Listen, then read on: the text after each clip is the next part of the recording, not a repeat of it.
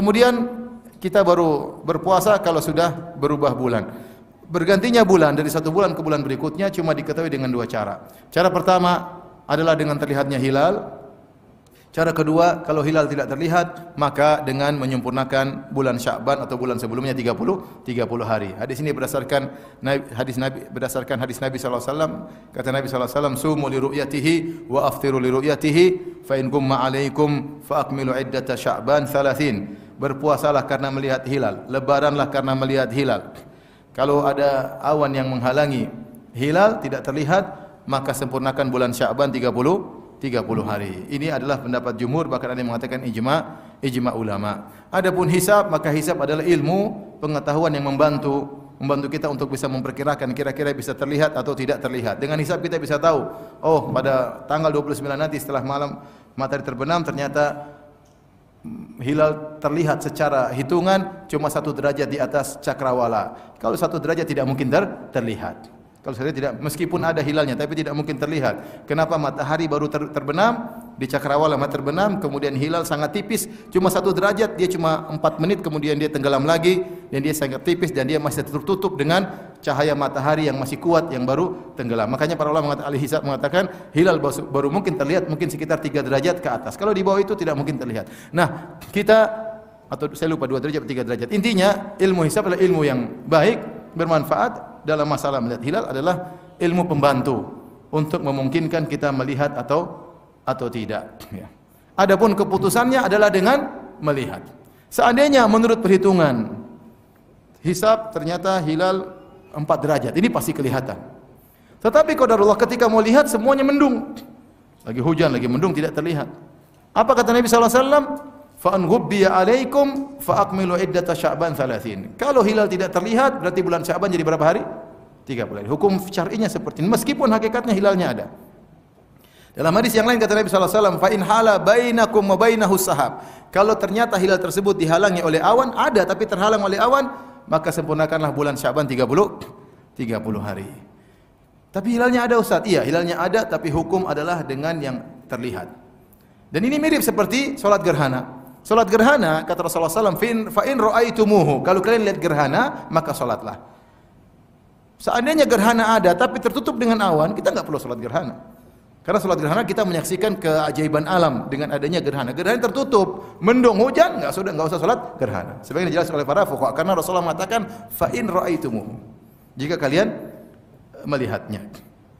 Dan terkadang demikian, terkadang hukum syar'i menyelisih kenyataan. Meskipun ada gerhana, kita tidak sholat gerhana karena enggak lihat. Meskipun ada hilal, kita tidak puasa besok karena hilalnya tidak terlihat. Contoh nyata masalah ini seperti misalnya kasus terjadi di zaman Nabi SAW. Dan inti kasusnya begini, ada seorang lelaki menikah dengan istrinya dengan syar'i. Kemudian istrinya terkadang dia selingkuh misalnya, selingkuh dengan seorang lelaki yang lain, berzina, akhirnya hamil dan punya anak. Ini terjadi di zaman Nabi SAW. Budak, seorang lelaki, budaknya berzina, kemudian tapi budak ini di bawah sang lelaki tersebut. Nah, ketika berzina, ternyata anaknya lahir dan anaknya mirip dengan bapak pezina tadi, maka secara syar'i anak ini tetap dinasabkan kepada bapak syar'inya, bukan bapak zinanya.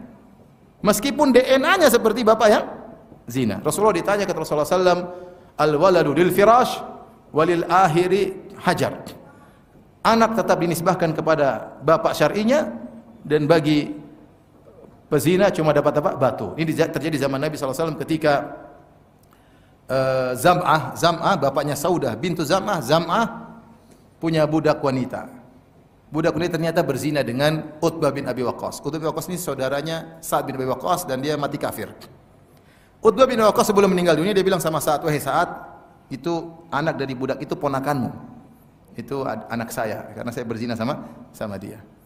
Akhirnya Zam'ah sudah meninggal, kemudian lahirlah anak dari budak wanita tersebut, maka Sa'ad bin Waqqas ingin ambil anak tersebut, ini keponakan dia secara biologis keponakan dia. Kemudian ternyata Zam'ah punya anak namanya Abdun, yaitu saudaranya Saudah bintu Zam'ah, Abdun bin Zam'ah. Abdun protes, dia bilangnya Rasulullah ini adik kami. Karena dia lahir dari seorang wanita yang di bawah kekuasaan ayah kami, Zam'ah. Sehingga ini adik kami. Maka saling mengadu. Sa'ad bin Abi Waqqas ingin mengurus ponakannya secara biologis, Abdul mengatakan tidak, ini adalah anak dari ayah kami. Akhirnya diadukan kepada Nabi SAW. Nabi berkata, al-waladu lil firas. Ini anak dinisbahkan kepada bapak syar'inya. Itu Zam'ah. Walil akhir, adapun pezina tidak dapat apa, cuma dapat batu. Kemudian Rasulullah SAW melihat, ternyata anak ini mukanya mirip dengan Utbah, dengan bapak zinanya. Tapi Rasulullah tetap dinisbahkan kepada bapak syar'inya. Ini maksud saya, ini kenyataan, tetapi ketika melawan hukum syari punya hukum tersendiri. Maksud saya kenapa? Karena sebenarnya orang mengatakan, Ustaz, hilalnya ada kok. Iya, hilalnya ada. Rasulullah sendiri bilang, kalau hilalnya terhalangi awan, sempurnakan apa? Bulan Sya'ban 30 hari. Meskipun secara kau hitung-hitung ada apa? Hilalnya. Paham? Ini anak kalau kita periksakan DNA, dia ikut bapak biologisnya, mukanya sudah sama. Tetapi secara syariat dinisbahkan kepada bapak syar'inya. Paham? Sama seperti kata Nabi SAW, ya. Kata Rasulullah SAW, syukiya Nabi SAW, rajulu yuhayyalu ilai annahu yajidu syai'an. Ada seorang mengeluh kepada Nabi, dia seakan-akan mendapati sesuatu ketika salat, seakan kentut. Kata Rasulullah SAW, la yansarif hatta yasma'u sautan aw yajid riha. Jangan dia batalkan salatnya sampai dia dengar bunyi atau dia cium. Sampai dia dengar bunyi atau dia cium. Kenapa bunyi di luar? Karena bunyi lebih sampai ditangkap panca indera terlebih dahulu. Karena ciuman bisa menyusul. Kalau dia sholat ragu-ragu, kayaknya ada angin keluar, dia ada bunyi enggak? Kalau enggak ada bunyi, dia tunggu sebentar, siapa tahu ada ciuman. Kalau dua-duanya enggak ada, lanjut sholat. Meskipun dia kenyataannya sudah kentut. Paham? Hukum syar'i beda dengan kenyataan. Taruhlah dia sudah kentut, tapi dia tidak dengar bunyinya, tidak ada baunya, karena sebagian kentut tidak berbau. Bahkan yang cium mungkin tetangganya, dia tidak cium. Tetangganya pun tidak lapor tadi kamu ada sesuatu, enggak, dia malu kan, masalah gini masalah yang dimalukan. Artinya kenyataannya dia kentut, tapi dia tidak sadar yang diikut hukum syar'i atau perasaan dia hukum syar'i. Dia lanjutkan sholatnya dan sholatnya apa? Sah. Ini mau saya begini, maksud saya kita ikut Nabi SAW. Nabi mengatakan kalau lihat hilal maka puasa. Kalau tidak kelihatan tidak usah puasa. Ini mazhab yang diikuti ini adalah pendapat 4 mazhab. Mazhab Maliki, mazhab Hanafi, mazhab Syafi'i, mazhab Hambali. Semuanya berpendapat pergantian bulan cuma dengan salah satu cara. Lihat hilal, atau kalau hilal tidak terlihat dengan menyempurnakan bulan sebelumnya berapa hari? 30 hari. Nah, pendapat yang zaman sekarang dengan hisab. Kata mereka hisab adalah ilmu. Ya, benar, kita ngakui juga. Yang hisab pun ada khilaf. Secara umum ada dua model hisab. Sebagian orang yang ahli hisab menyatakan yang jadi patokan kami adalah adanya hilal, wujudul hilal, adanya hilal. Meskipun 0,5 derajat di atas cakrawala ketika matahari terbenam. Karena menurut perhitungan kami hilal sudah ada meskipun tidak mungkin terlihat, meskipun mustahil. Tapi secara hitungan hilal ini ada 0,5 derajat misalnya di atas cakrawala, besok sudah Ramadan. Ini agak ekstrim.